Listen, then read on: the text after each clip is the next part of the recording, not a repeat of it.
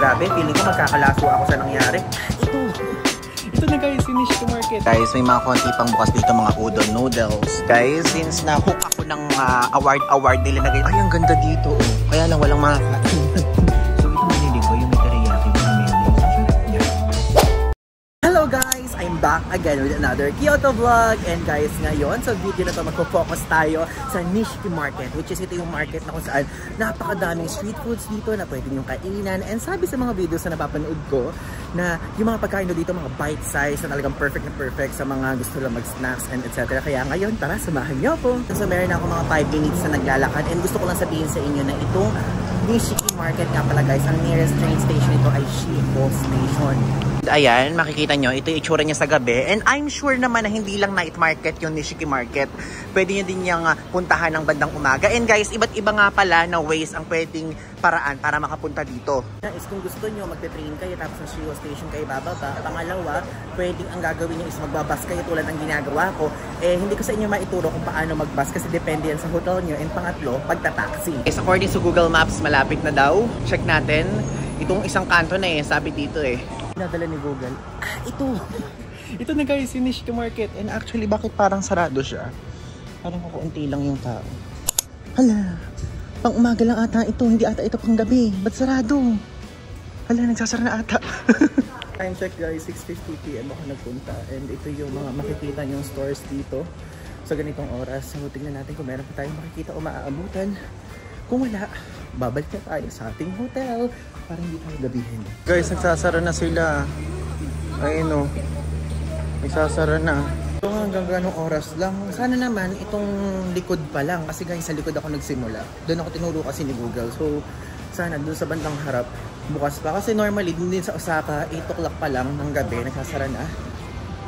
Ayan na. Yung take out na yun. Sige nga mag-take out tayo ng 4. Sige, let's go. Guys, may nabili pa ako. May naabutan pa akong bukas. Nagluluto pa sila, oh. Ayan, nagluluto pa sila ng takoyaki. And 4 na piraso to. So, tikman na natin. So, guys, ayan. Actually, this is my unang pagkakataong kumain ng takoyaki dito sa Japan. And hindi ko pa kasi siya tinatry dun sa Dotonbori and etc. So, ngayon, tikman na natin. Ayun, natin nyo guys, talagang ano siya, spring onions talaga yung color green. Tapos yung mayonnaise, hindi ko alam kung Japanese mayonnaise ba to or what, or mayonnaise na normal. And yun, ang wala lang sila, yung parang di ba sa atin parang merong mga pencil na nilalagay. I mean yung parang ganito yung itsura. So ngayon, tikman na natin.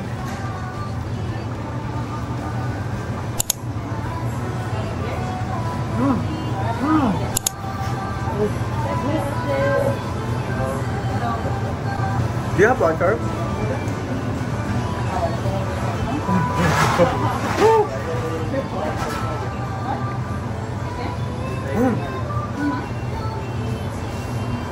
Ang init pala guys. Thank you so much. Thank you.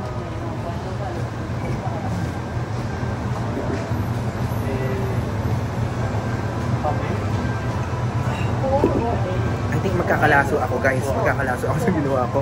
But good. It's good. It's kind of hot. I mean, it's hot, but it's good. So, tikman pa natin. It's hot. Nagtatawanan nila ako. And ayan guys, tignan nyo sa loob. Ayan. Tignan nyo guys yung itsura niya. Doon sa loob, meron siyang shrimp. And hindi ko alam kung ano pa yung mga ibang nasa loob. But ang sarap guys. Ayun o. Grabe, feeling ko magkakalaso ako sa nangyari.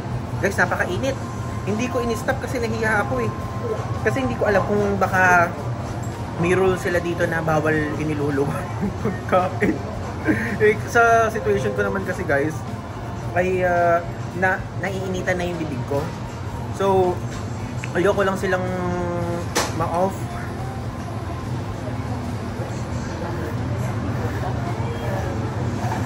So ngayon, babagalan na natin. Grabe, nahiya ako.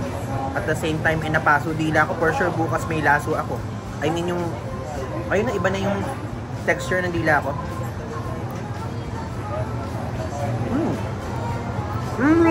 Hindi siya shrimp, guys. Look, it's octopus. Tentacles.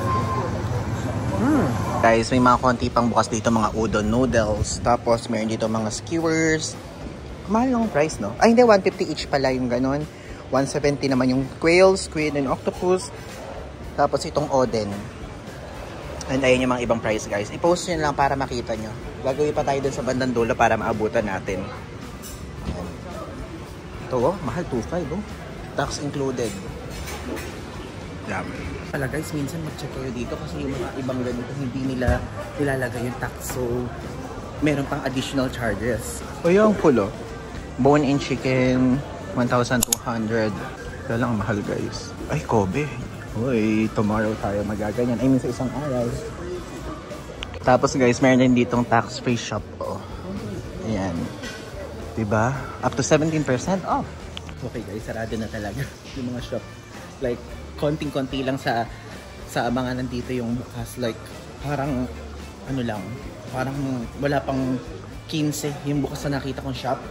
So, ito yung itsura ng Nishiki Market. So, I'm pretty sure na maikli lang yung magiging vlog ko dito. Ang nagpatagal lang dito sa vlog ko is yung kumain lang ako ng takoyaki. And madilim na siya, yo. Ayan, side na yun, ang dilim. Sa side din na to. Ayan, if ever na sabihin niyo, bakit kasi gabi ka nagpunta? Ganyan. Kasi guys, tulad ng sinabi ko sa inyo, kanina kasi, ngayon lang kasi ako dumating dito sa Kyoto. Tapos, pinuntahan ko pa yung Fushimi Inari, yung Kiyomizudera. Guys, ang haba pala ng mga lakarin doon. Like, talagang ang sakit pa talaga ng paa ko. Until now, masakit pa din yung paa ko, pero nilalaban ko pa rin para kahit pa paano, meron tayong magawa na content para sa inyong lahat. And yun, imbis na itulog ko, gusto kong lumabas ako para productive ang ating mga vlogs and etc. So ngayon, at least na ipakita ko sa inyo kung ano yung itsura niya. And now, may mga bukas pa doon. Check natin. Ano ito, mga skewers to. Ito mga oyster. Oh, ganun ang tinda nila. Ayun oh. Ay, ito mga matcha guys. Try ko puntahan bukas yung matcha house. Yan, crepe. Ayun o, crab. Oyster guys, diba? Ito guys, o, tignan nyo. Meron pa ditong mga binebentang mga... Hindi ko guys mabasa. Basta nakikita ko lang dito may salmon sashimi. Meron ditong prawn. Tapos ayan. Ay, ito parang ano to? Tawag doon? Si... ano yun? Basta ito. Ito yung tawag sa atin. And ayan, ito. Tuna, tapos sashimi. Ang mura ng sashimi nila alone, no? 1-2. But, gusto ko pa kasi makita yung mga ibang shop. Baka may mas masarap. So, punta pa tayo. Baka meron pa. Pagkakaso ng dila ko kanina, nung kumain tayo ng takoyaki, andito pa. Sakit talaga, guys. Nahiya lang ako na iluwa. Kasi, syempre, iba yung kultura nila dito. Baka mamaya ma-offend sila kapag nakitang iniluwa ko, iniluto nila. Sila din yung iniisip ko. Mas iniisip ko pa sila kaysa sa akin. Ayun, sakit ang dila ko ngayon. Wait, kaya hindi nabili ng sapatos, ABC Mart. Wait lang guys, commercial lang. I discovered na 87.4% ng mga nanonood sa mga YouTube videos ko ay hindi pa nakasubscribe sa akin. Kaya naman ngayon, nire-request ko sa inyo na please mag-subscribe na po kayo sa aking YouTube channel and click nyo na yung notification bell sa tabi niya para lagi kayo updated kapag meron akong bagong travel vlog. And actually, almost everyday nga meron akong bagong upload dito sa YouTube. And kung gusto nyo makaalam ng travel updates about me, mga spontaneous trips, mga IG stories at iba pa, i-follow nyo na ako sa aking Instagram account dahil lagi ako dyan nagpo-post kapag kami travel ako. And meron din akong post lagi dito sa aking TikTok account. Dito, updated din lahat ng mga posts ko. Kaya yun lang guys, back to the video. Ano? Bilihan ng shoes. Wow, sale yung Adidas nila oh. Ano ba magandang mabili sa Adidas? Mahal naman ito. Ano to? Mahal ah. 9.7. Meron na ako nito guys eh. Ito. Ayan ah.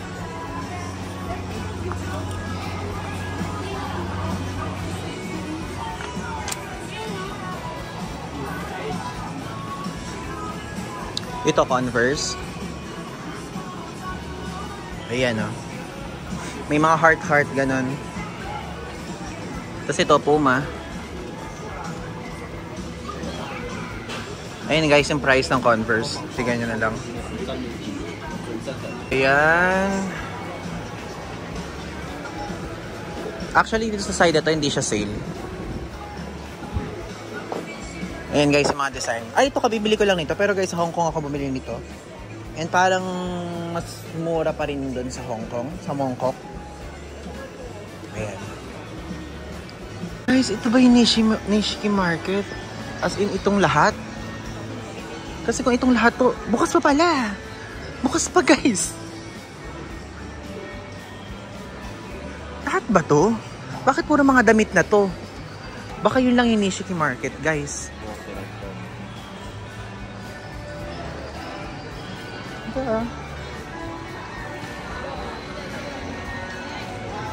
Oo nga, yun lang yung Nishiki Market kasi yun lang yung may sign eh. Puro food, parang siguro yung Nishiki Market yung food area nila. So ito, puro na to mga damit, mga apparel, ganun. Ay nako, kung dun lang sa Pilipinas, malamig. Gusto ko lagi nakaganito yung suot ko, like mga ganyan guys. Kaya lang kasi hindi ganun yung sa atin dun. Super.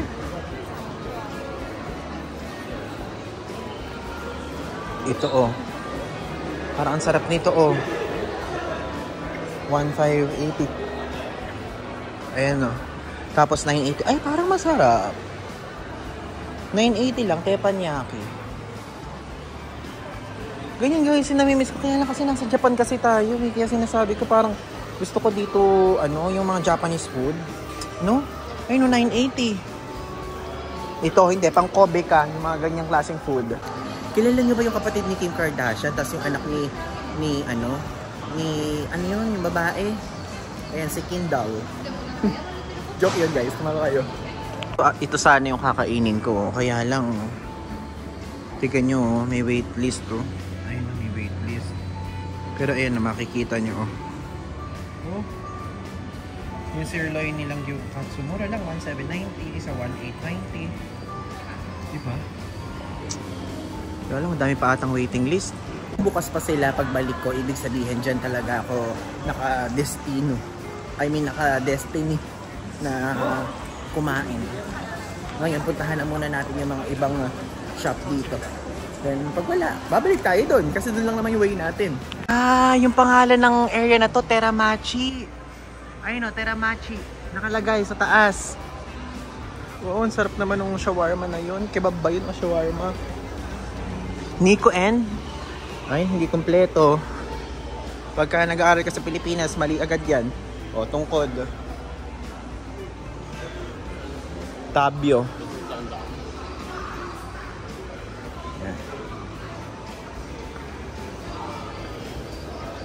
Yan guys, maleta oh. Alam niyo, share ko lang sa inyo Puntahan natin to since nadaan tayo sa maleta. Yung mga ganitong maleta, ganito yung mga advisable na maleta dito sa Japan. Alam niyo kung bakit? Kasi maliliit po ang mga hotel rooms dito.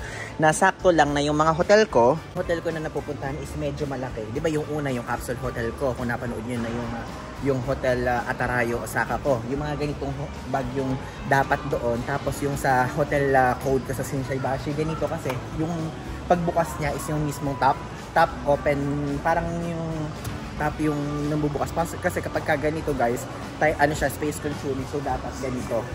Ayan, punta tayo sa side naman na to. Oh, crepe na naman, kakakain ko lang ng crepe kanina. Chicken, oh. Takoyaki ba ulit? Oh, ay, takoyaki ulit. Ayoko na muna ng takoyaki guys. Ayan, 11 consecutive gold award winner?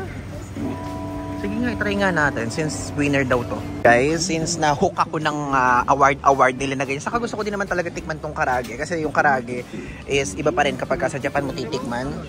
What? Ay, 700? Okay, wait. So, ito guys, small, medium, large. 350 yen yung small. Medium, 700 yen. Tapos large nila, 1,180 yen. So, yan. Medium yung binili natin. And guys, tapos pinapili ako ng flavor dito. So, pinili ko teriyaki mayonnaise. Tapos tinanong ko ano yung bestseller. Yun daw ang bestseller. Ang galing ko talaga. Since hindi pa ako satisfied dito sa mga kinain ko is bibili pa tayo ng isa na makikita natin sa side na to. Then after nun, pupunta na tayo doon sa hotel natin. Hindi na ako kakain doon sa Katsu-Katsu. Sa Osaka na lang ako kakain. Kasi babalik tayo guys ng Osaka after natin dito sa Kyoto. Then, tignan natin kung ano pa ang mga pwede nating magawa tonight bago tayo umuwi sa hotel. And guys, nilagyan niya ng teriyaki and mayonnaise. Thank you so much! Ay, guys, transparent to. Nakikita yung loob. Ang galing. Cool! Ay, ang ganda dito, oh. Kaya lang walang mga kainan. Walang kainan. Tulad ng sinabi ko kanina. Mga Family Mart, mga yung hinuhulog-hulog na bilog. Yung mga nahuhulog pala na bilog. Ganun lang ang meron dito. Ganun lang. Teka, puntahan natin tong side na to. Ito. Kung ano ang makikita natin here. Ito guys, hindi ko to pwedeng kainin sa daan kasi disrespectful sa kanila kapag kumakain ka habang naglalakad. Kaya ngayon, umuwi na muna tayo bago ko to kainin. Ito talaga sa Japan guys, usong-uso yung ganito. Like yung shopping na parang open lang siya pero meron siyang roof, ganun. Like hindi siya nakaloob sa mall, ganun. Di ba sa atin puro mall-mall kasi. Dito, hindi ganun. Guys, yung sinasabi ko sa inyo, meron sila dito. Meron sila dito guys. Ito yung gusto kong kainin, pero bumili na ako ng ganito. Paano gagawin ko? Ayan o. Ano nabibili ko? Ito na lang, 920. Okay man, no? Yung 920 lang. Yung okay pa ba na kumain ako nun? Napakadami ko na kinakain. Kasi guys, feeling ko kasi busog na ako. Pero gusto ko talaga tikman yung omurice na yun. Hindi ko kasi sure kung meron ako mahahanap pa na ganyan sa Osaka. Medyo hirap na ako maghanap doon ng pagkain kasi parang puro street food. Ganun. Teka, tingnan natin. Magtitingga ko ng for a while. Okay guys, nakapag-decide na ako kasi super busog ko na talaga and napakadami ko na ding nakain. Kaya ngayon, tara, pumanik tayo. Bumili tayo nun. Gusto ko. Sana open pa. Isa ka rin pa sa taas. Baka may divider kayo ito. Tingnan natin. Wow. Ayan guys. Wow. Guys, ito nga lang ng restaurant. And ang daming mga nabibili dito. Pero ang bumighani sa mata ko itong ganitong klaseng food. Diyan ko talaga nagkikrave guys eh. 920 lang dito pero kapag ka English menu, may additional. Ang utak sila eh. Pag foreigner, may additional fee guys.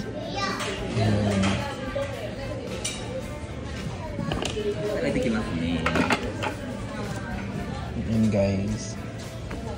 Ayan yung Wagyu cubes. Joke dips 2 pala yun.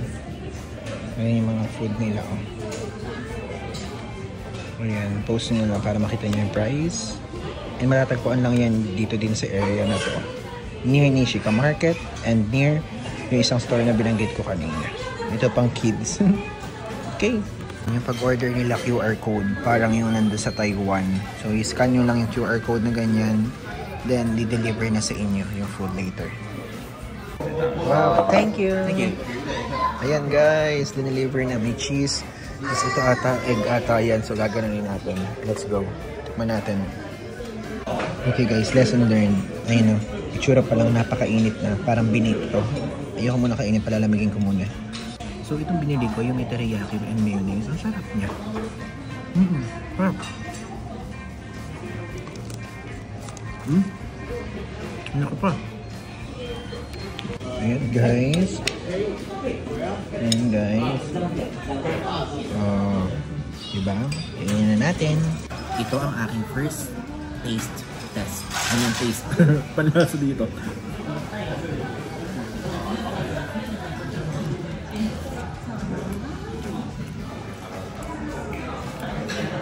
Ang sarap. Kahit anong cheese talaga, nasasarapan ako.